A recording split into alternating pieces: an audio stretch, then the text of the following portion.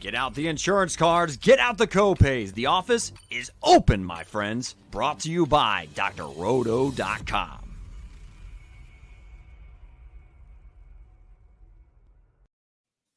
Hey everyone, happy Monday night. Welcome to the Look Back podcast with Sam and Maddie, brought to you by drroto.com. Get your daily prescription of fantasy sports.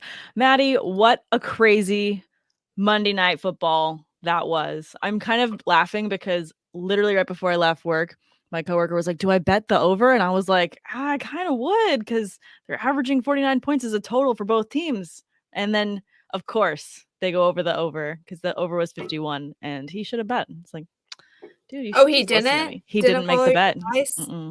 Always listen to Sam. Just listen to what I'm telling you. I'm trying to help you win money. I said, take the over. It's going to be a tough one. Grinding it out. If he would have won, he would have had to split that with you. I think so. At least buy me lunch or something. Like something crazy.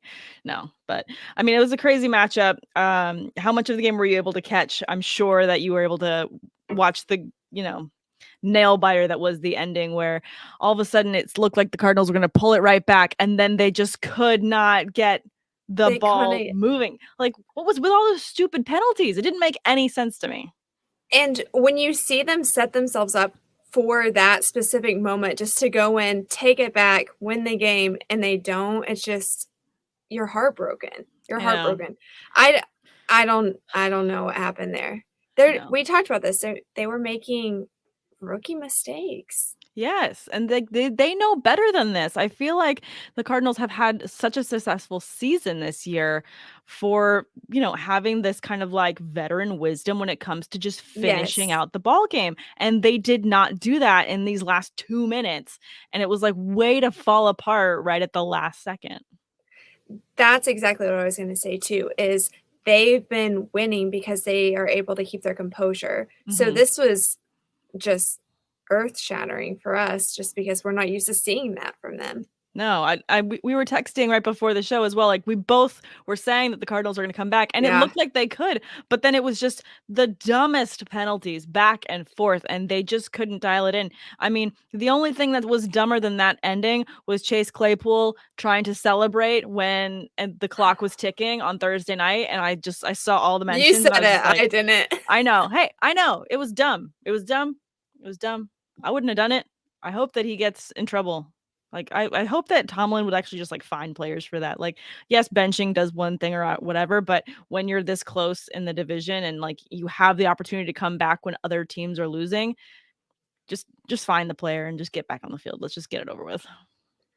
I think something needs to happen. I think that there's definitely a lack of disciplinary action. Yeah, so much. I mean, not just in Pittsburgh, but I feel like we're seeing it across the league. I mean, what did the Raiders think why did they think that was a good idea? Like, I'm sorry, how much flack did Juju get last year for dancing on other teams' logos for TikTok? I thought we all saw that and we're like, okay, this is a part of the things we don't do. And do you think the Raiders know that they're the Raiders also? Do they know who they are? Do they know who we think they are? Probably not. They're probably not fully aware. I feel like they have so much other problems that are going on with their organization too. So much to overcome. What a crazy season off the field things that have happened to them. And then to go out and do something so stupid as a team, go dance on the opposition's logo is just like, there's just a lot of dumb things that have been happening. I mean, Urban Meyer has also just been, just a joke of what a head coach should be. Just like from the time he got there. Tim Tebow, like that's your pick. That's who you want to waste your offseason. You lose Travis Etienne, and then instead of going back to your number one running back that was the number one last year, you just say, we're good. Can you pass out waters? Like, what? What? Like, did you ever work? This? Did you ever work just like a really crummy job? Like, were you ever like a server or bartender or anything like that? I've had a couple crappy jobs, but I haven't had any of the server jobs. No. Okay, so I was a server at Buffalo Wild Wings through college. Nice. Yeah, and we always got those people who they would come work for a little bit and then when they were ready to sit back and collect unemployment, they just did the craziest, just most absurd things so that they could get fired so that they could then claim unemployment. And like, this is how I feel about Urban Meyer. I just feel like he's out there trying to get fired. So we can maybe not for the unemployment, but maybe.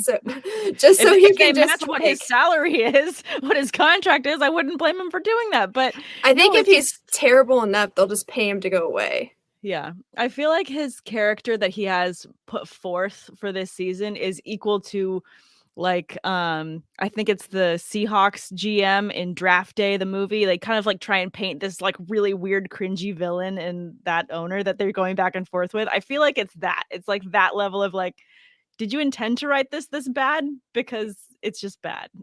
Yeah, it's like kamikaze pilot business going on over there. Really sad. Horrendous. Makes me sad.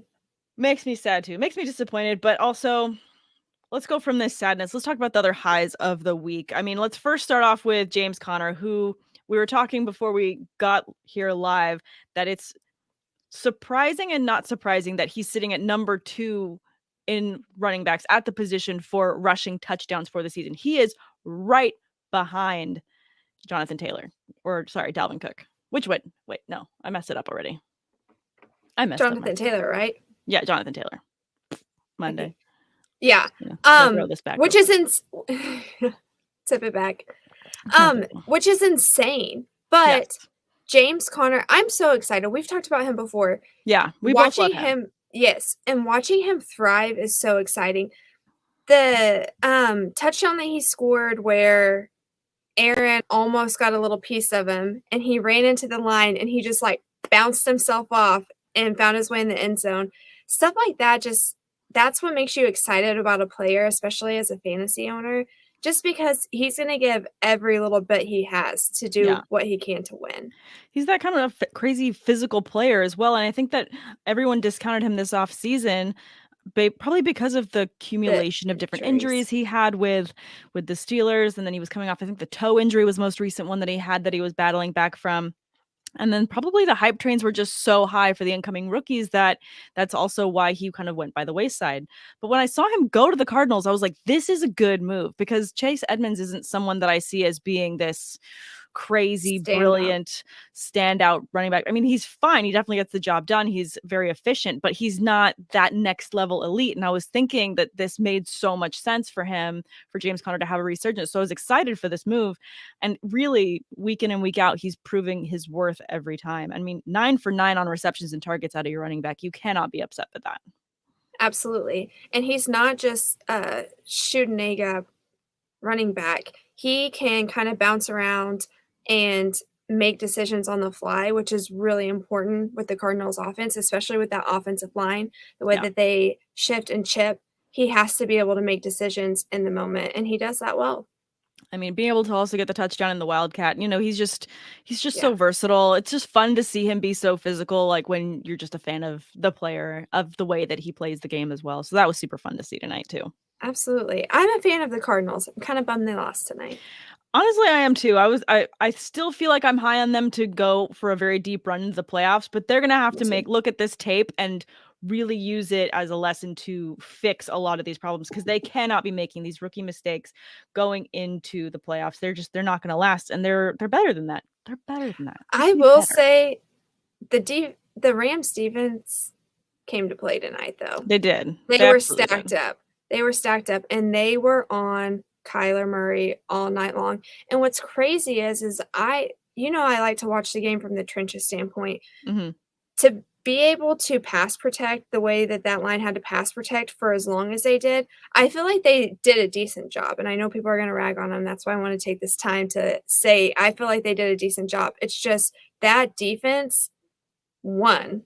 They won in the trenches. They killed it. And they absolutely did. Didn't Aaron Donald have 3 sacks? Was it 3 sacks? I didn't get the final count. Thank you but guys the way for they were, yes. What up, Corey? What's up, Corey? Love it when you guys tune in.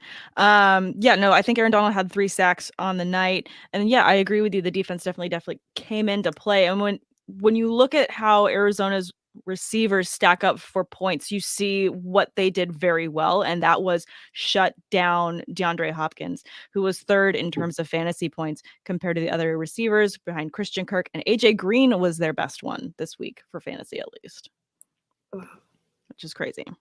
I mean, DeAndre only had 5 catches on 12 targets. AJ Green had 7 of 10 and 102 yards. Christian Kirk had 3 of 6 with 86 yards, so we just edged him out with the yards, but that's kind of insane to see. That's absolutely insane. They really were efficient at trying to shut down Hopkins, and that was the main thing that they did, and that result is clear in the fact that so many other receivers had to step up and make catches, make plays. I know Ertz had a couple as well. Yeah, he had himself a good game, 5 of 7 for 42 yards. I mean, Stafford was actually pretty impressive too. He made a lot of on-point throws. He did, and I think he finished just outside the top 5 for quarterbacks this week. Somehow, Ben Roethlisberger beat him out for the top 5. Isn't that crazy? That is wild.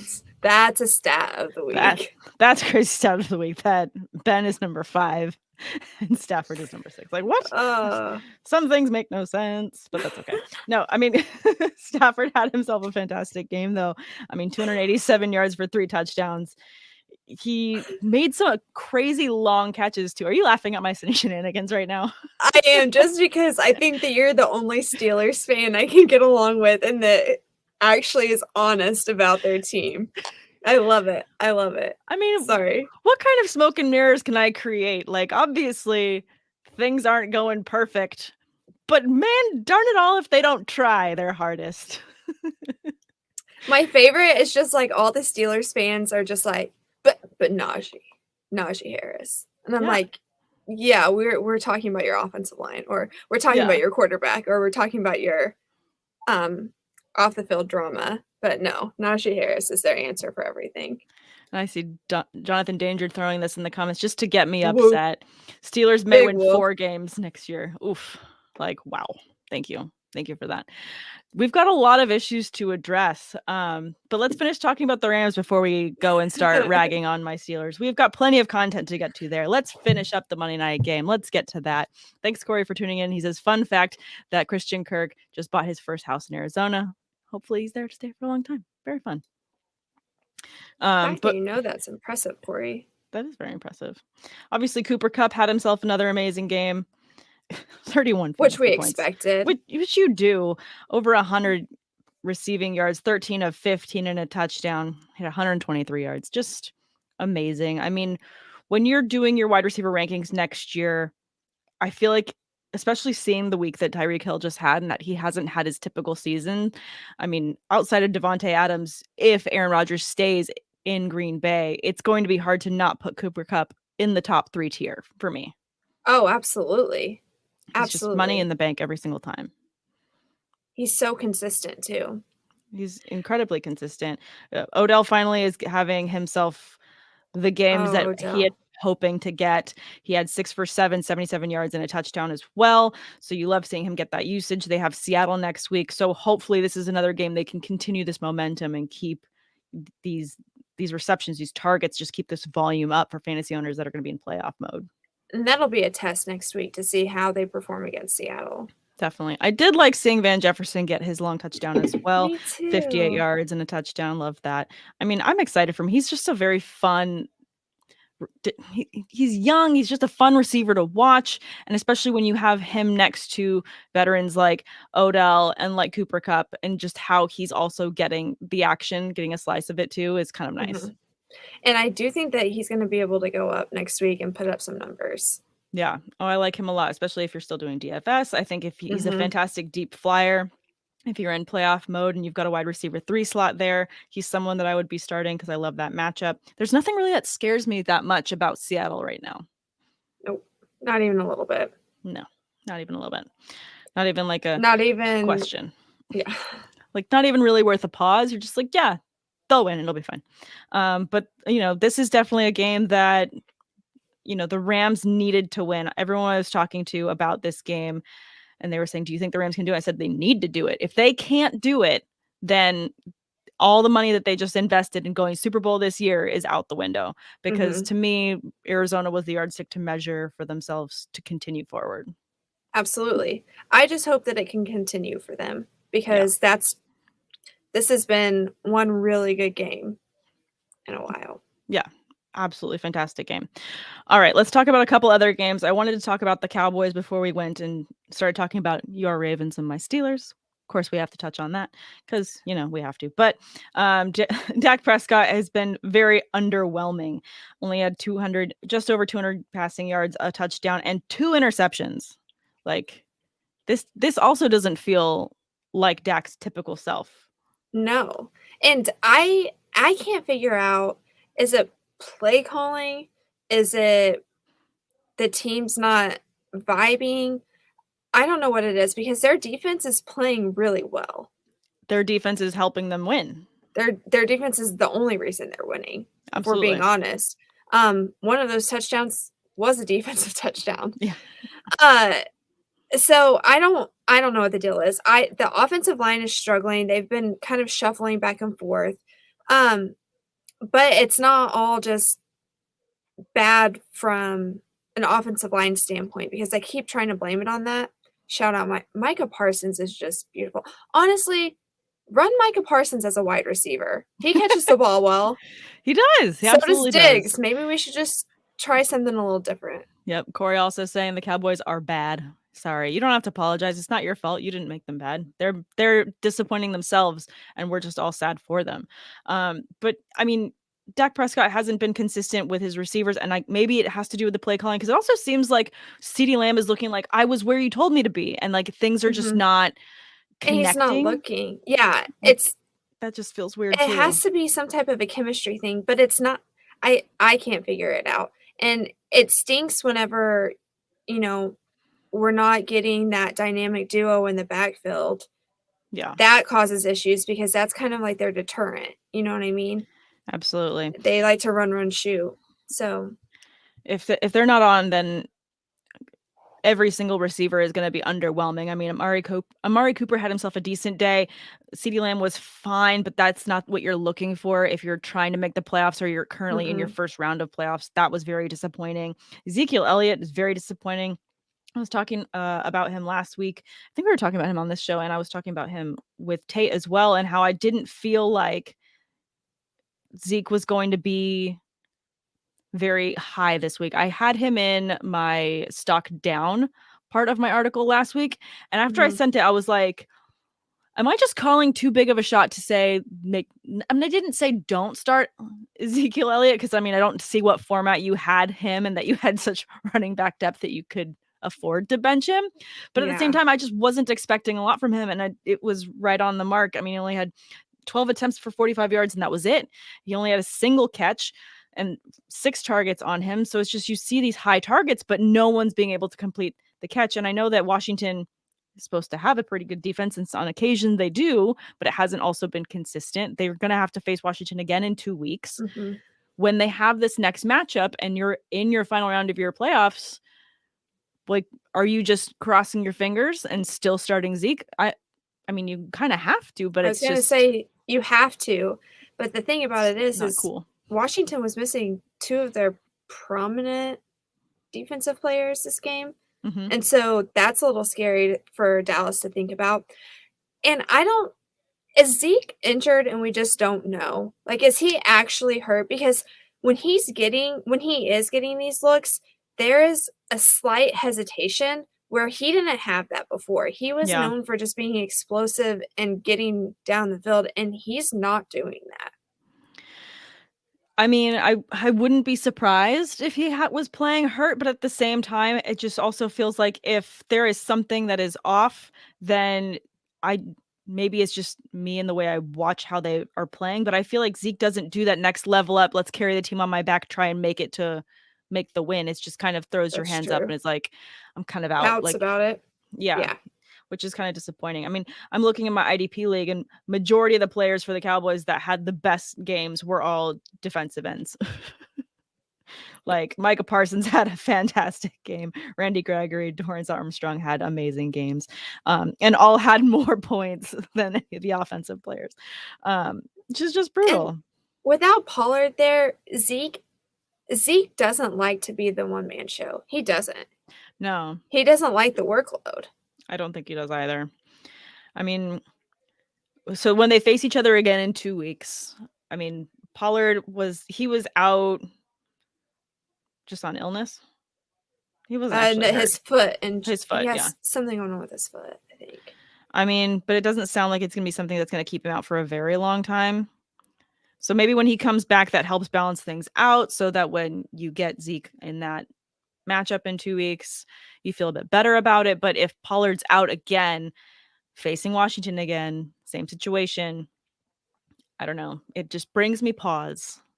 Like, you have to start him. You can't not start him. You have to start your studs. But I mean, yeah, that's just absolutely brutal. The other thing is they're not running him behind Zach Martin anymore, which is a problem for him. I'm going to go out on a limb and say these next couple of weeks, depending on what happens with Tyron Smith, is going to be very, very difficult for Dak Prescott. Yeah. That offensive line has no they're not very adaptive.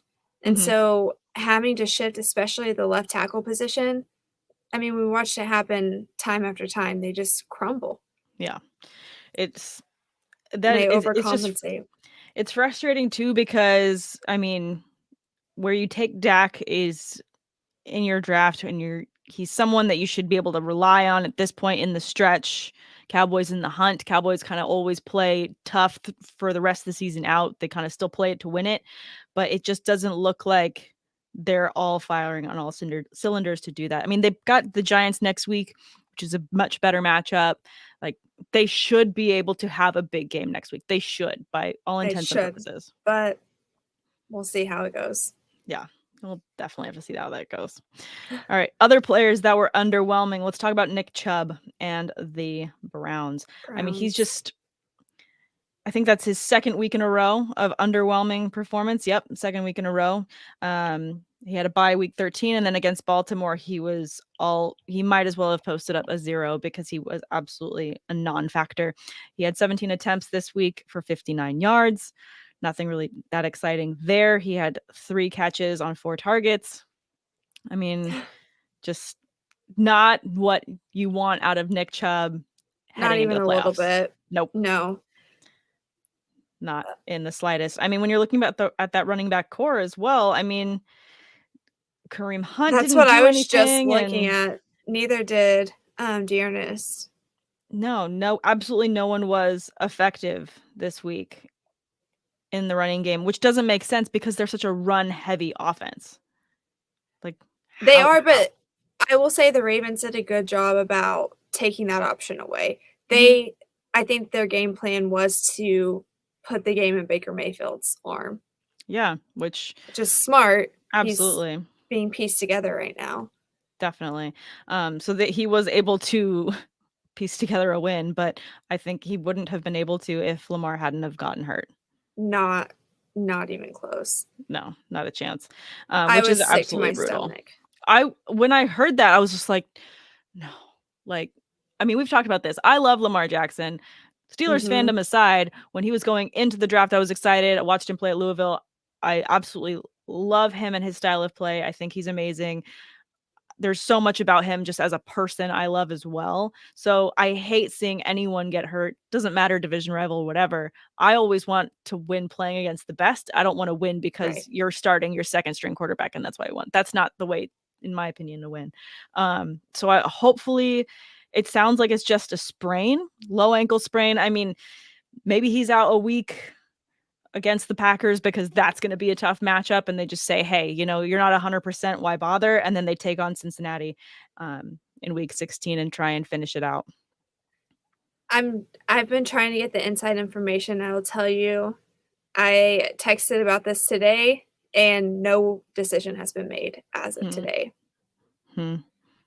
So honestly, I'm a Ravens fan. I hope that he sits this week and they just let him rest, get his composure back because we need to win. Week 16. Absolutely. I mean, you guys need to win the rest of it out. I mean, this division is so tight as well that if for whatever miracle the Steelers were able to just win the next 3 games in a row, it would be in contention. And if other teams all had to lose, a bunch of magical things would have to happen to make the Steelers go in. It's not going to happen, but that's what I'm saying is like they still have to fight it out, and the Ravens have the best possible chance. They do. They do. And Huntley, if they give him a week, they game plan for him, I think that he'll be more successful than what people think. Yeah. I really do. He needs to get some consistency. I mean, I know that you liked my tweet about it, but Villanueva, he's killing me, man. He is absolutely killing me. I mean, Ben Powers is pulling and chipping to his side every freaking snap, and he's still getting beat. Yeah. He's slow. He doesn't recover. He doesn't have good footwork.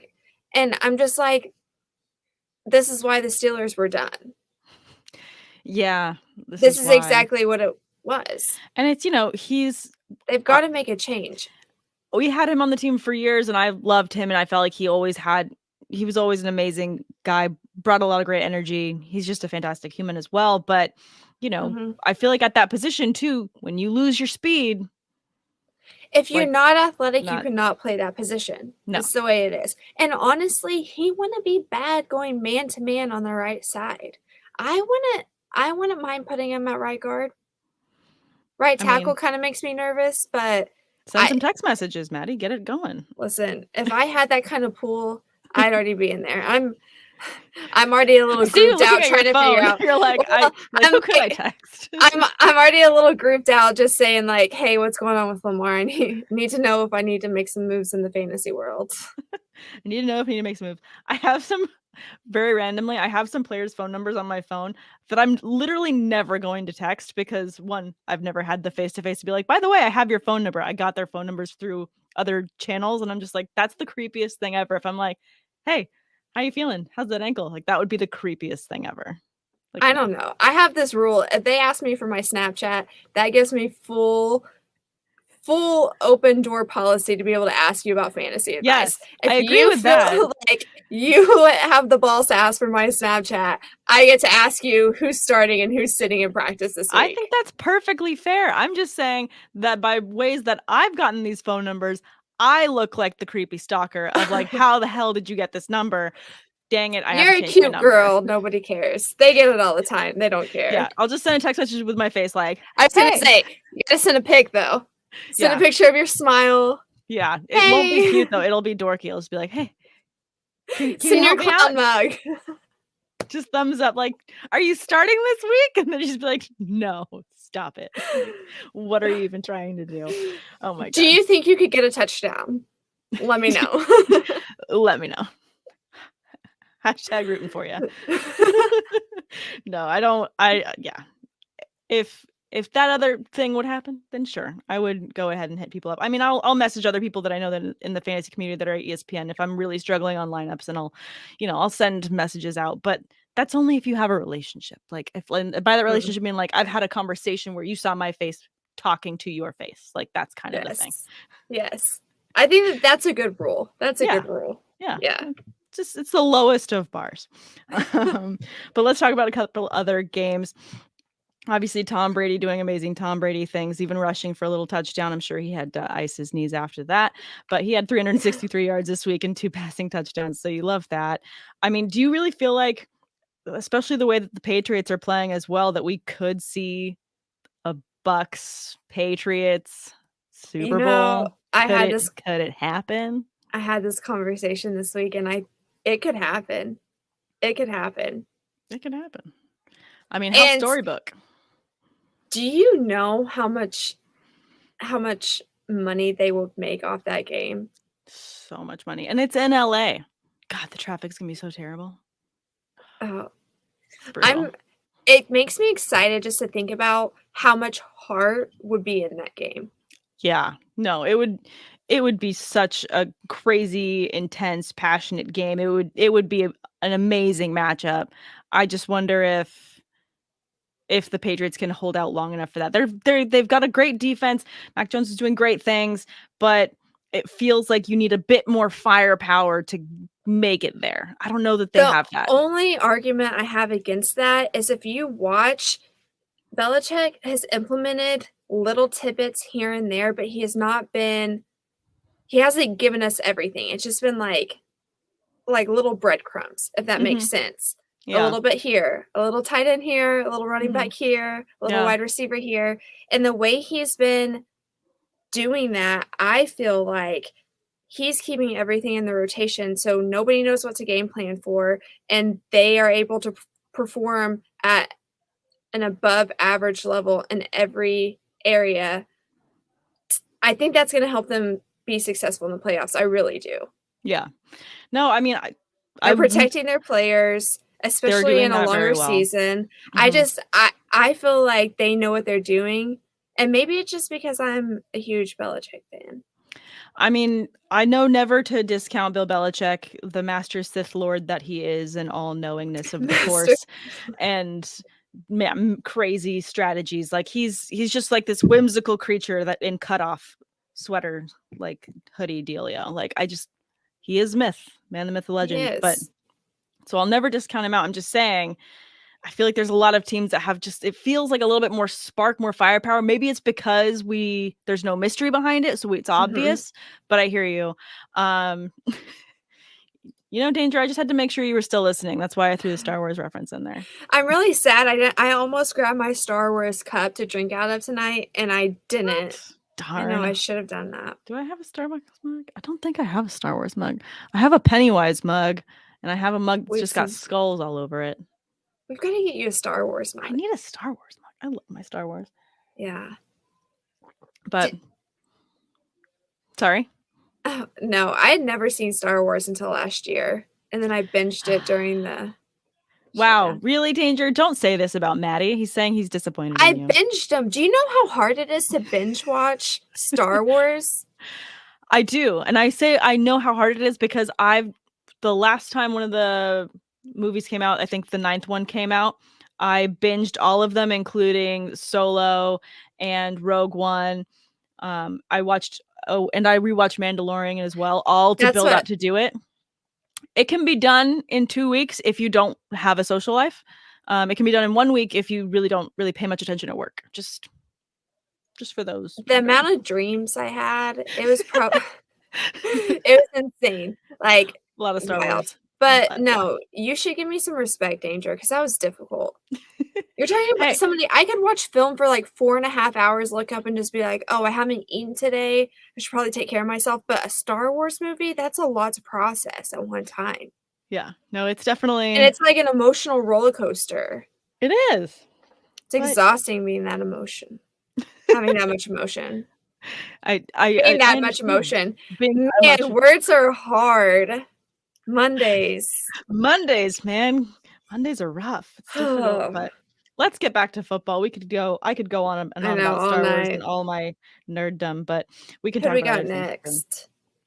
Let's talk about Josh Allen, because he's finishing at the top this week, which is surprising. But when you have to be the running back for the team and you get 109 rushing yards and a rushing touchdown, plus your 2 throwing touchdowns and over 300 passing yards, you're going to have yourself a decent week, fantasy-wise. But should you need to put that much of the team on your back?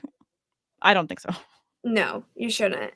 But I'm hopeful that because Josh Allen came back, that they can revive themselves the rest of the season. Yeah. They needed a good performance out of him. They did. Even though it wasn't a win, it was a win for the Bills because they needed Josh Allen to get his confidence back. And this is against a good team, too. This was not an easy task. No. Not an easy week to come back. Absolutely. This is definitely against a very tough team, and great to take the momentum of how they played in this one against Carolina next week. Then they revisit New England again, which is going to be brutal. But then they've got the Falcons and the Jets the last 2 weeks. So if they can pull out some more wins and maybe get the upset on New England, I mean, they're going to be in great shape for the playoffs. And they have an offensive lineman coming back this week, which is phenomenal for them. They needed that. So things are looking up. I'm glad that Josh Allen had a good week. No, me as well. I mean, as someone that has him in multiple leagues, I Do was you have him in very happy. Dynasty? I do not have him in Dynasty. That's the one type of format I don't have him. I have him in a lottery draft. I don't know It's not anybody fair. who has him in Dynasty. It's not fair. Why can't I have him? I just want nice things. Why can't I have nice things? Why can't? Why can't I have nice things? I mean, when you're looking at other players that performed brilliantly for the Bills, looking at Dawson Knox right there at the top, 7 for 9, 60 yards and a touchdown. I mean, and you're also comparing him against the other tight ends of the week. He definitely performed in the elite tier. And for the rest of the season and for the rest of the fantasy playoffs, Dawson Knox is someone that it's not going to be a question whether or not you're starting him. He's so consistent. For him.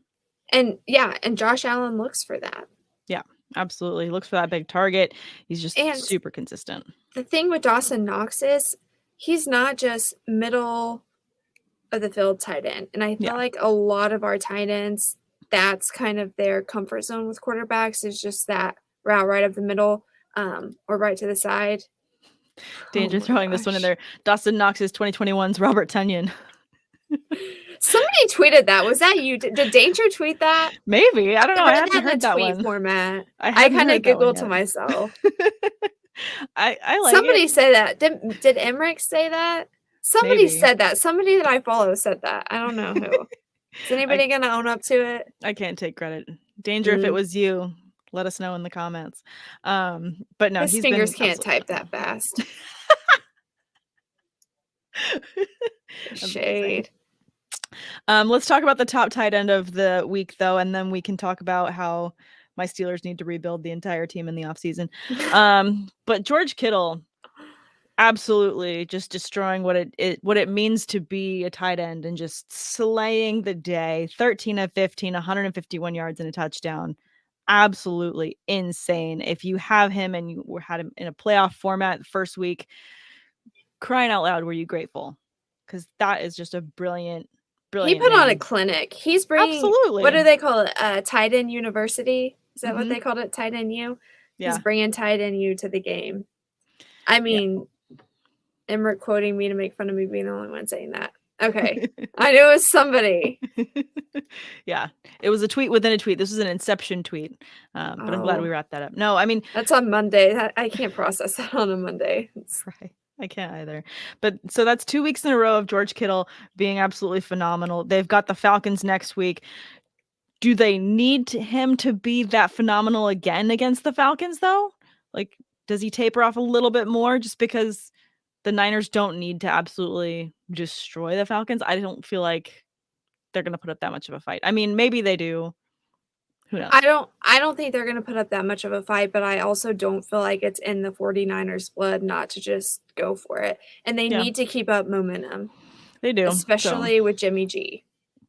They do need to keep up the momentum. And then, hopefully maybe Cordell Patterson will just run all over the Niners and for some reason make it a close game and then force George Kittle to have a couple, amazing red zone looks and bring you some amazing fantasy goodness.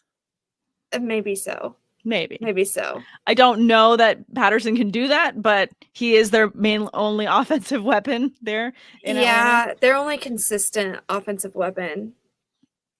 I mean, what happened to Kyle Pitts? Yeah, that's what I was going to say. Sort of like a recap show of like pouring ones out for, players we were high on in the preseason that just did not pan out. Everybody always does that. They go super high on this rookie unicorn. And then they're disappointed when he plays like a rookie. Like, give him a year before you start trashing him.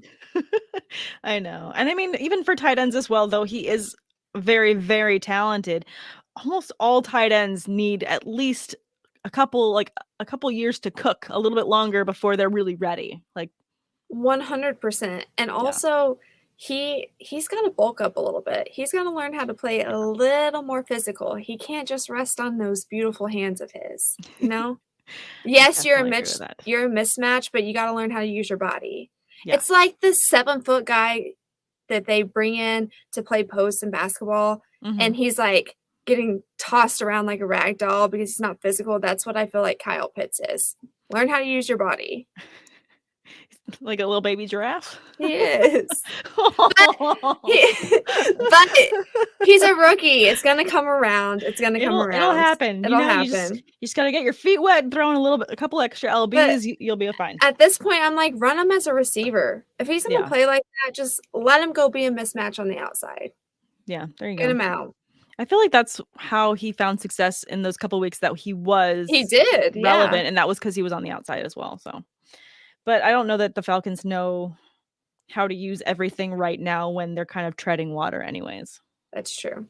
So, and losing one of your biggest leaders, that's tough. And I don't think he's coming back this season.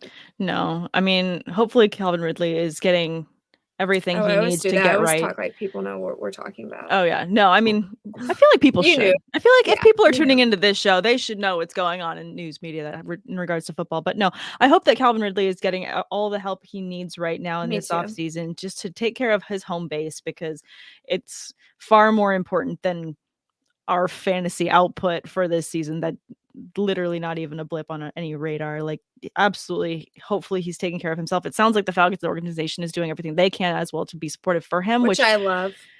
You gotta love. I mean, in a day and age when everyone's talking about mental health and mental health issues, the more that people are just showing that support and that his team is supportive and behind him, I mean, you need it. You absolutely need it. Absolutely. But they also need some love on their team. So hopefully they get it turned around. But I don't think it's this next week. No, I don't think it is either. Any other teams, players you want to talk about before I wrap it up on my Steelers really quick? Let's get into the Steelers. Let's just do it. I mean, okay. First of all, obviously, that game was ridiculous. And if you're wondering how emotional I was, it was just the first half. I was like, cool. So Thursday night game wasn't much of a show. I think I'm going to go work out. And then I went and I did a workout. And then third quarter, still nothing. I had it on, but muted. And I was like, I'm just getting my workout done. And then I finished my workout. I'm like, all right, we're going to eat healthy. And like, at least we got my workout in. So even if my team couldn't show up, I showed up for me. So yay. And then I look at the TV and I'm like, oh, I think we just scored a touchdown. And then I kind of did one of these half-assed, like, woo. And I was like, we have still so much to go. And then I looked back again. I was like, wait a minute. We scored again? And then I was like, should I be sitting down for this? And yes, I had to sit my butt down and just like get dialed in. Sorry for killing you. I can't even swallow correctly on a Monday night. It was such a crazy fourth quarter. I could not put it together. And then the fact that we could have brought it back in those last couple seconds, but then we had Chase Claypool go and try and just do a one-man show for everyone was just so disappointing. Do you think it would help if they just had one whole day where he just got all the attention he wanted? We just brought in a media team and he got to be a reality TV star for a day. They paid fans to come like ask for his autograph, gave him the attention because obviously he's looking for it. Maybe he would be able to focus on the football. No, I think what would better serve him would be a reality check and having to go and write, I will not do celebration dances on a chalkboard, but like one of those huge Ivy League chalkboards that's giant that has extra chalkboards that you just keep rolling up. And I think he just has to keep writing that until some Rick and Morty stuff. Yeah, no, like literally just like that Simpsons intro where you just see Bart writing over and over again, but it's just Chase Claypool saying like, I will not do celebration catches. Like, I just stop the celebrating. Like, don't celebrate until you win. Like, you guys haven't earned the right to start celebrating like you're this playoff caliber Super Bowl like headed team. You haven't earned that. And you're too young and too inexperienced to have earned that type of celebration. Like, who do you think you are? You're absolutely no one to like. Chase Claypool is an amazing talent. I will say that. I have him in multiple dynasty teams. I think he's very talented. However, you cannot show this level of immaturity to a team that's legacy is not this shenaniganness. It is a legacy of like, we get stuff done here and we're straight faced. So stop acting a fool and let's get back and do our job. Maybe they should bring in some of the like has-been guys, some of the all-time greats. Oh yeah. Because the Steelers' grades are like scary to mess with. Maybe they should bring them in and just run a Absolutely. practice just one day. Oh, I would love that. Are you kidding me? That Can would you be imagine fantastic. Troy out there with his beautiful hair just going off on Claypool? Yes, just lovely Troy. Just like going from his like, I love Troy for his like sweet demeanor, but then like when he gets his like beast mode face on, it's just like a different shift. It's just completely different. Whole different person. I love it. No, maybe that would help. Just like, do you even know who you are? Do you know who you are to be here in this presence of this team with the legacy with all of us? You're trying to count yourselves among us. Have you won a Super Bowl yet? No. How about you sit down, little pup, and we'll figure this out so you can get what you need to do. Like, come on. There you go, Steelers. We've got a game plan. Just get me in there. I'll just go. I'll start. I'll be in charge of discipline. We'll get it done. I would guys. love to see you go toes with Claypool. I think it would be very interesting. It'd be quite a height difference, but still, I think I'd be able to. I've been known to make people cry. On you. My money's on you. What about the Vikings though? Because my goodness, that's how disappointing for them to like finally have a game. Disgusting show out by them. Yeah, like way to just like. First of all, I was like, wow, they really are doing an amazing job of just shutting us down completely. Defensively, first half, I was so impressed. I was like, the Vikings They can't play more than a half, though. It's either the first half or the second half. They can't play two halves. I couldn't understand it. And like when they were lining up and we were beating them in that fourth quarter on these certain plays, and I'm like, we just saw you beat us 2 quarters ago doing this exact same play. What happened? I just couldn't understand. It's like, what? I took a tiny break in the middle of the third quarter, and I was like, who got hurt? Like, what happened? Yeah. Who's out? No one.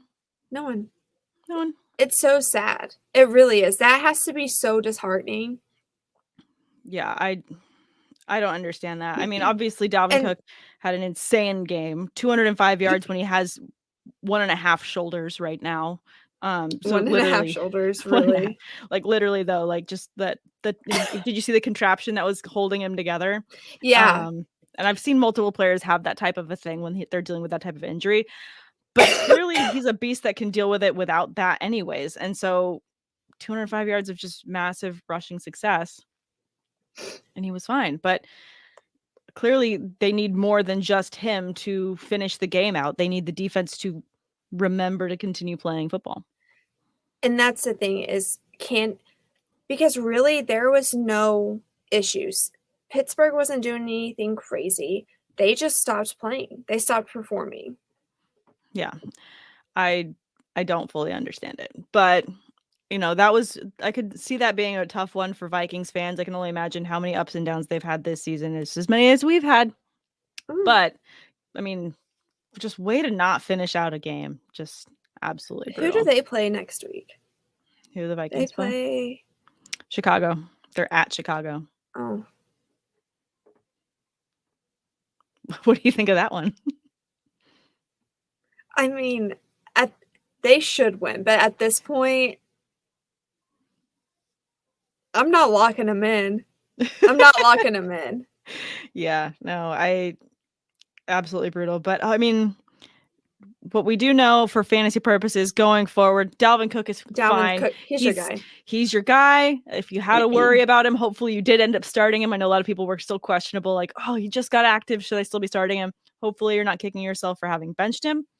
Hopefully you did start him. And as a result of that, you're moving on in your playoffs. And you're going to have Dalvin Cook, a healthy enough Dalvin Cook to help you down the end. So that's fantastic for that. Yeah, fingers crossed. We have a lot of good games coming up next week.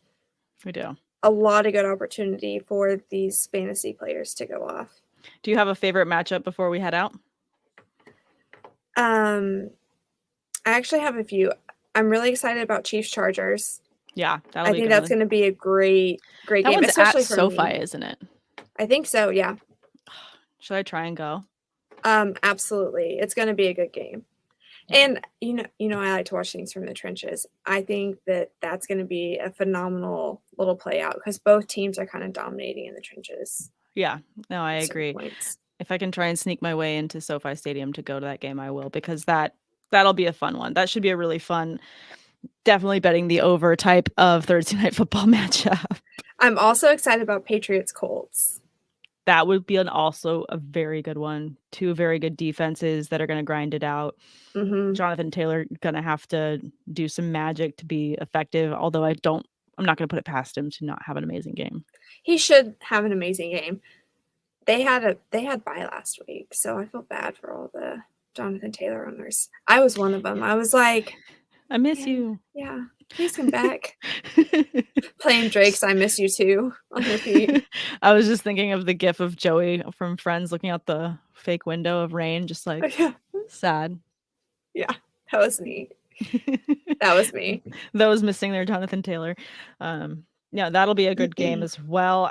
Lots of really good matchups next week. I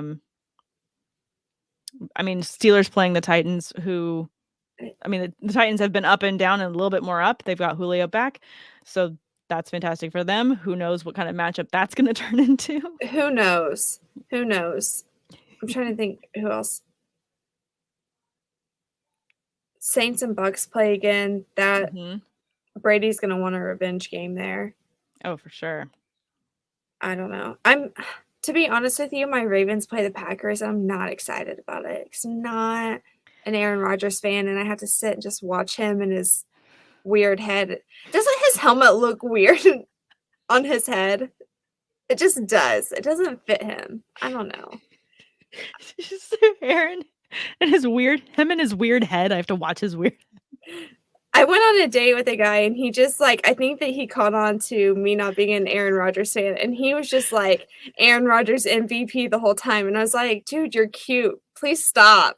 Stop talking about it. Because all I could picture was Aaron Rodgers and his nasty hair. I own you. That weird face and his helmet bobbing back in the picture where he's on the ground. I can't. Okay. I digress. It's Monday. Yeah, I digress. It's Monday. That's going to be the tagline for this week's episode. I digress. It's Monday. I digress. It's Monday. We've gone on many tangents today, but hopefully you guys have had some fun. Make sure that you're following Madi at Madi Kroll on Twitter. And Madi, do you have anything else fun coming out this week that people can look forward to? We do. We have some very exciting news. I have some very exciting news that's coming out on Wednesday. So make sure you catch the It's a Vibe podcast, where actually everybody on 32-Bit's going to be there. So Michael Florio, Marcus Grant, they're all popping in to do our show. It's going to be a good time. And then, of course, I get to hang out with Doc on Wednesday. I actually have a really, really busy week this week between my volunteer stuff and then fantasy football stuff. And I'm excited because some people were calling me out about not giving my DFS picks for the week. So I'm coming at you guys hard this week with that. So keep up with me on Twitter. And I'm excited. I know that you always have to do this and then go write your article, but I'm excited to read your article because I'm excited to see what you think on a couple different players next week and if they make your article. Thank you. Yeah. I mean, hey, send me a text because I had some running notes, but I'll be up till probably 1 again writing it tonight. So I'll be up. Definitely feel free to text me. Yeah, guys, check out my Stock Watch article coming out tomorrow on Dr. Roto. It's free for those that have been testing the waters on Dr. Roto, but there is so much amazing other content there. So please check it out. And then I'll be recording the fantasy debate with my co-host Derek Tate. That'll be dropping on Thursday as well. What else do I have? I have another thing. I'm always doing 10 different things. Follow me on Twitter. Follow her on Twitter at Samantha R. Holt, so you don't miss out on anything because there's always something fun going on. I've been doing Thirsty Thursdays with Troy King, who writes for Yahoo Sports and a couple other fun places, and he's been really fun as well. So definitely check that out. We'll go on Thursday. We do it's 10-minute halftime show, so that'll be a lot of fun. But hey, if I end up going to the SoFi game, maybe you'll end up missing me on Thirsty Thursdays. So. Which I hope you do. I'm rooting for that. It would be a lot of fun. But thanks everyone for tuning in and listening to the Look Back podcast with Sam and Madi. Check out all the other content, seasonal and DFS tools, as well as premium access to our staff for all your fantasy sports questions in the members only Discord right here at drroto.com. Have a wonderful Monday, everyone. Thanks for stopping by the office. Get your fantasy prescription by subscribing to the channel and checking out drroto.com. And until the next visit, be well and take care.